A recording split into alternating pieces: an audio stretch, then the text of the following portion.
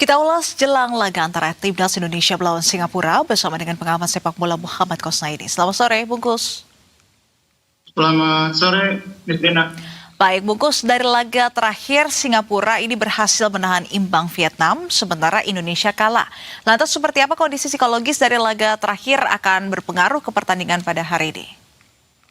Iya, memang kekalahan dari Vietnam itu bukan sekedar soal kalahnya ya, tapi skornya yang cukup telak di kandang Indonesia, itu mau tidak mau pasti akan menjadi pukulan tersendiri bagi kepercayaan diri para pemain ya. Karena itu saya berharap pertama-tama jajaran pelatih dan manajemen tim ini bisa memulihkan dulu kepercayaan diri, kondisi mental para pemain supaya memasuki laga lawan Singapura itu sudah bisa sepenuhnya melupakan hasil terakhir melawan Vietnam. Tanpa melupakan kekalahan itu mungkin akan jadi beban nanti di lapangan. Kalau kita sudah bisa melepaskan diri dari beban kekalahan lawan Vietnam, mudah-mudahan kita bisa kembali menampilkan permainan terbaiknya. Karena melawan Vietnam, saya pikir Indonesia tampil jauh di bawah performa terbaik kita ya. Banyak sekali aspek yang tidak berkembang dalam pertandingan Vietnam, yang mudah-mudahan tidak terulang nanti lawan Singapura. Baik, dan John Hartman juga menyebut bahwa laga ini menjadi tes yang baik karena ini menjadi pertandingan keempat sebagai sebuah tim. Lantas apakah ada kemungkinan bahwa Hartman masih mencoba rotasi pemain atau sebenarnya Hartman ini sudah mulai menemukan formasi terbaik timnas?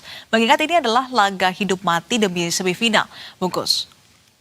Iya, sebetulnya tidak bisa dibilang rotasi juga ya, karena sebetulnya yang diturunkan oleh Coach Sherman itu selalu pilihan pemain berbasis kepada lawan yang dihadapi gitu ya. Nah, cuma memang dalam pertandingan melawan Vietnam itu pilihan yang diambil, susunan pemainnya itu ternyata tidak efektif gitu ya.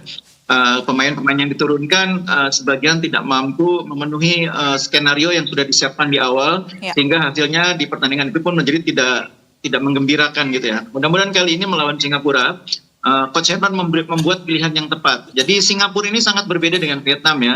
Vietnam itu memang karakter bermainnya sangat khas Asia Tenggara gitu ya. Cepat, kemudian pemainnya fighting spiritnya kuat, pressingnya berani. Kalau Singapura ini kan lebih ke pendekatan taktik gitu ya. Jadi mereka punya pemain-pemain yang secara skill mungkin tidak terlalu luar biasa, tapi secara tim mereka kerjasamanya sangat baik, kolektivitasnya sangat baik. Nah, itu yang ditunjukkan waktu Singapura menahan Vietnam di kandang Vietnam tanpa gol. Mereka bermain dengan kolektivitas yang sangat baik, sangat disiplin, kerjasama antar lini sangat padu. Itu yang membuat Vietnam akhirnya frustrasi dan tidak bisa mencetak gol ke gawang Singapura.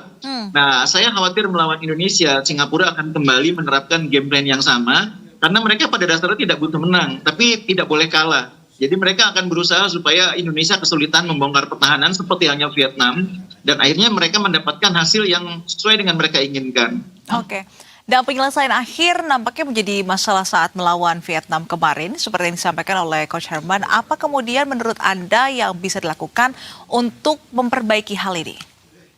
Sebetulnya bukan hanya soal penyelesaian akhir ya, variasi serangan, kombinasi antar pemain depan itu juga masih merupakan PR ya.